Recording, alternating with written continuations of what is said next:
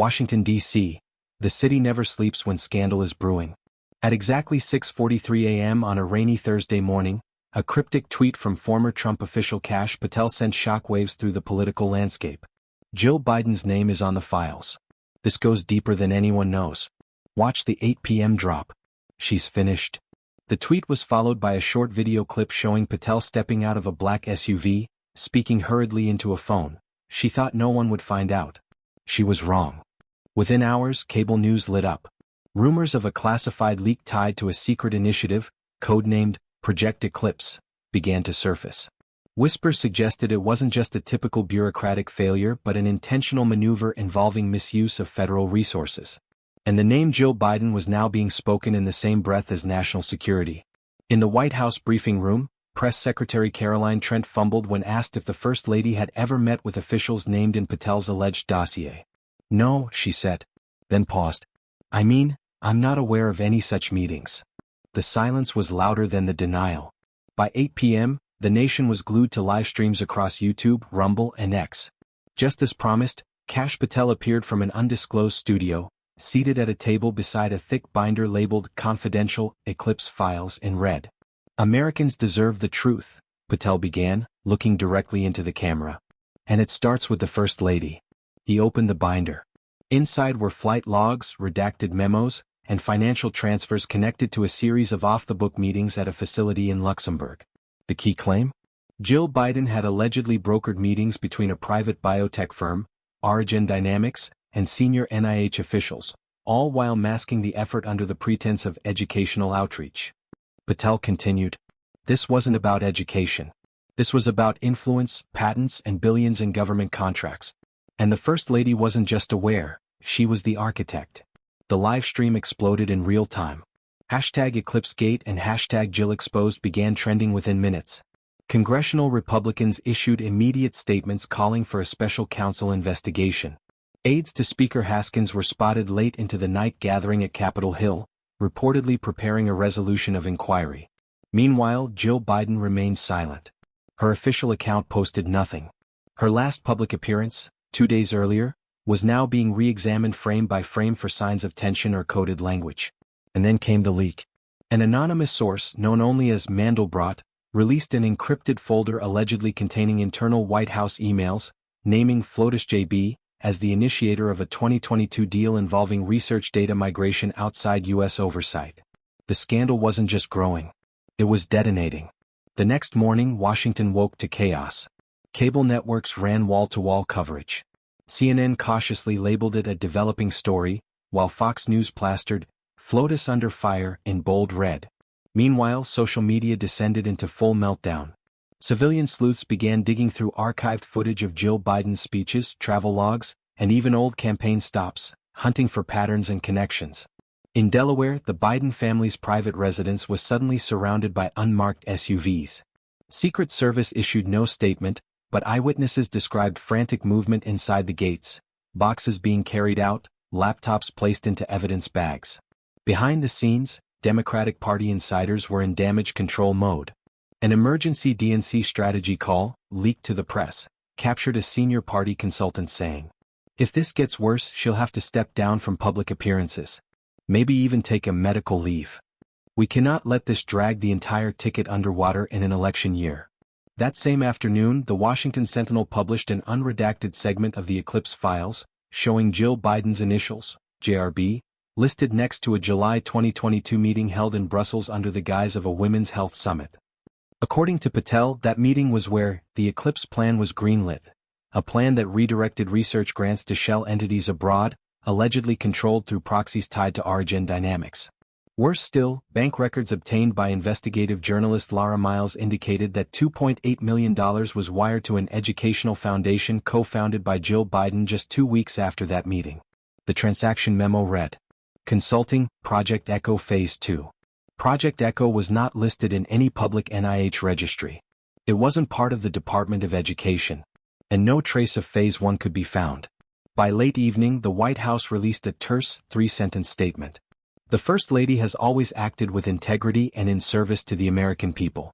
Any attempt to smear her name is politically motivated and without merit." We will not dignify baseless accusations with further comment at this time. But the dam had already cracked. Within the intelligence community, rumblings grew louder. A retired NSA official confirmed on background that internal counterintelligence units had been ordered to quietly scope the leak's origin and trace the data pathways connected to Eclipse. Someone's been laundering science, the official said. And now it's a national security issue. Back on Capitol Hill, Speaker Haskins announced an emergency session. Whispers of a subpoena were already circulating. Multiple House members, including 2 moderate Democrats, publicly called for Jill Biden to appear before the Oversight Committee to answer questions under oath. But behind closed doors, even darker theories were beginning to take shape.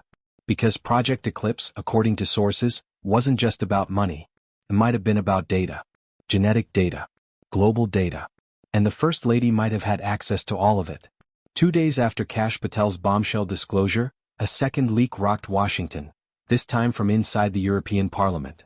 A whistleblower, identified only as TK, released a trove of diplomatic cables that included a 2022 communiqué from the U.S. Embassy in Belgium titled, Coordination on Eclipse Protocol, U.S.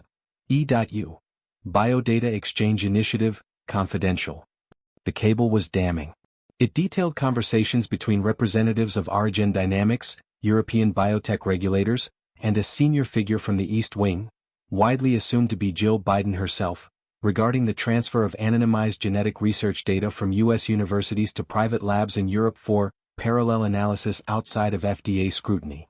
The justification? Enhanced cancer research collaboration. The reality, according to Patel and a growing chorus of investigators, covert monetization of federally funded genomic data through cutouts and intermediaries. And at the center of every signature page? J.R. Biden. Kash Patel went back on live stream the same night. We're talking about the First Lady facilitating a multinational pipeline of sensitive genetic material, human genomic research paid for by the American taxpayer, then laundering it through a private company she's directly connected to. This is bigger than Watergate. Bigger than Russiagate. This is Biogate. Journalists began pulling at the threads. One explosive discovery came from financial records in Ireland, revealing Origin Dynamics had established a Dublin-based subsidiary, Origin Vanta, just months before the Eclipse initiative began. That firm in turn had secured exclusive EU contracts for cross-border genomic dataset processing, all approved by a review panel that included, coincidentally, an education nonprofit co-chaired by Jill Biden's former chief of staff. The feedback loop was complete. Across the Atlantic, European lawmakers demanded answers. In Washington, an emergency bipartisan committee was formed. Even MSNBC began asking tougher questions. The silence from the White House grew deafening. Dr. Biden was nowhere to be seen. Canceled appearances, family time, and vague mentions of ill health only fueled the speculation. But then came the breaking point. The vault video. At 2:03 a.m. Eastern Standard Time, a 47-second clip appeared on a newly created dark web mirror of the Eclipse files. It showed a grainy Zoom call recorded from the other end. 4 people on screen. 2 of them unidentifiable. One listed as OD Exec 3. And one clearly labeled Flotus, JB. In the clip, a woman with Jill Biden's voice is heard saying, "We'll keep the NIH front clean. Let Origin run the second track in Brussels." No White House connection on paper. Just data. No names. The video was pulled down within minutes, but not before being copied and re-uploaded by thousands. Now there was visual evidence. As the sun rose over D.C., the political calculus changed. Senator Marcus Renner, Democrat Colorado, long viewed as a loyal Biden ally, issued a rare rebuke. If the authenticity of this video is confirmed, we must treat it with the full weight of the law, regardless of titles, regardless of proximity to power. The Department of Justice, cornered by a firestorm of leaks, finally acknowledged it was reviewing the evidence for potential criminal implications. And inside the West Wing, staffers began using a grim new phrase in hushed tones. The Florence option. A rumored resignation pathway for the First Lady, designed to shield the president while sacrificing public trust to preserve institutional control. Because if Jill Biden fell, what, or who, would fall with her? Sunday 9 a.m. The world's cameras were locked on the White House South Lawn. A hastily announced press conference had sent reporters scrambling in from across the city. No one knew what was coming, but everyone suspected the end. When Jill Biden stepped out from the portico, flanked not by her husband, but by 2 aides and a Secret Service liaison, the message was clear: the firewall had broken. The First Lady, visibly strained, approached the podium. Her voice was calm, but thin. In recent days, allegations have surfaced regarding my role in matters related to a public-private research initiative. While I have always believed in the mission of advancing science and education, it is evident that the appearance of impropriety alone threatens the trust placed in the office I hold. Pause. A flash of flashes. Therefore, effective immediately, I will step away from all official duties as First Lady and will cooperate fully with any legal review.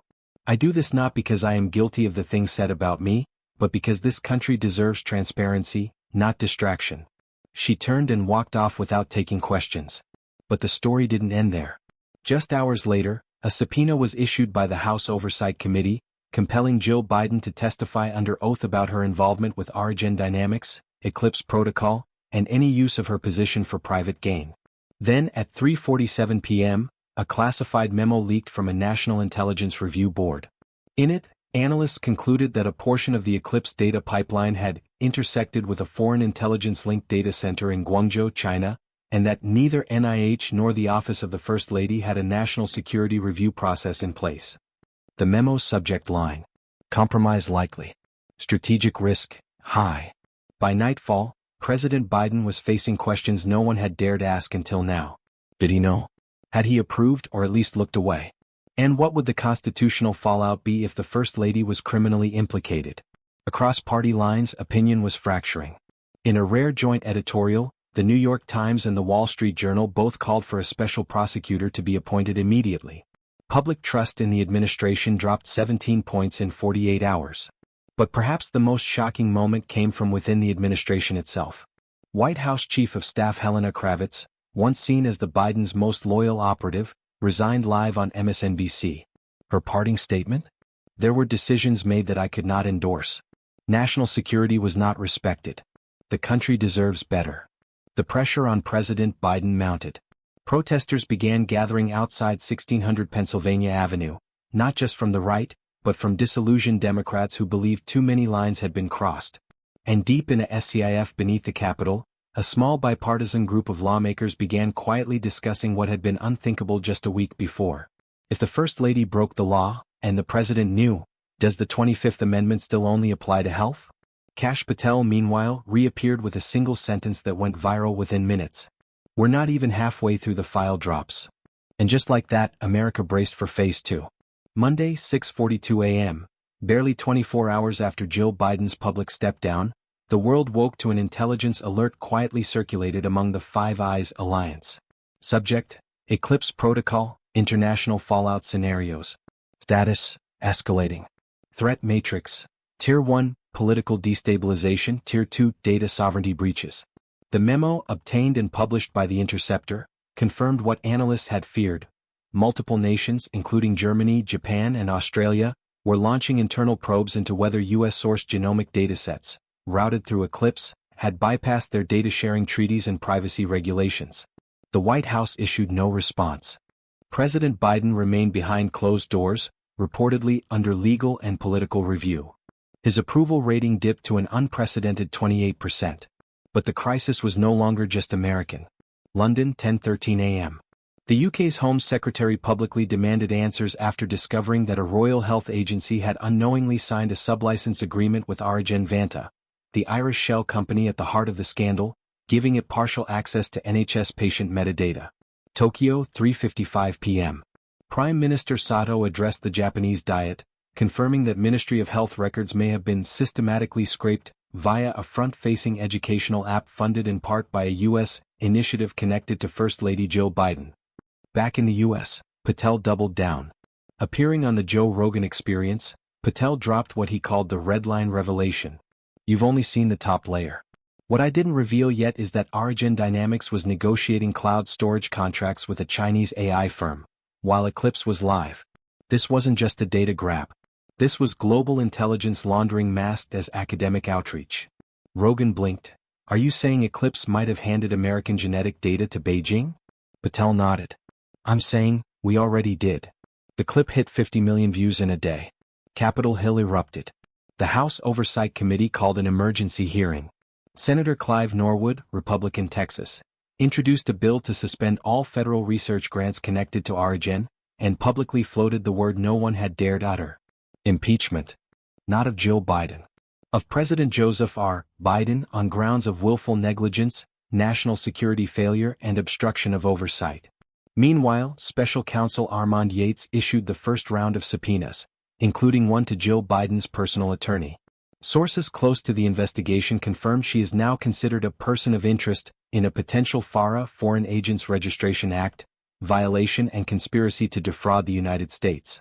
But the biggest shock came that night: leaked audio from within the West Wing Situation Room. A conversation between National Security Advisor Tim Salazar and Chief of Staff Helena Kravitz, days before she resigned. Salazar: if this leaks before we bury Eclipse, NATO's trust in us is gone. Kravitz: you should have stopped it a year ago. Salazar: you know I couldn't. The First Lady made it untouchable. Kravitz: then this administration is already finished. And just like that, speculation exploded. How long had they known? And more terrifyingly, how much did they allow? Weeks passed, but the firestorm showed no signs of abating.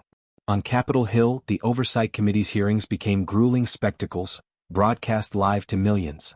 Witness after witness was called: government officials, Origin Dynamics executives and tech experts, many invoking their Fifth Amendment rights or pleading ignorance.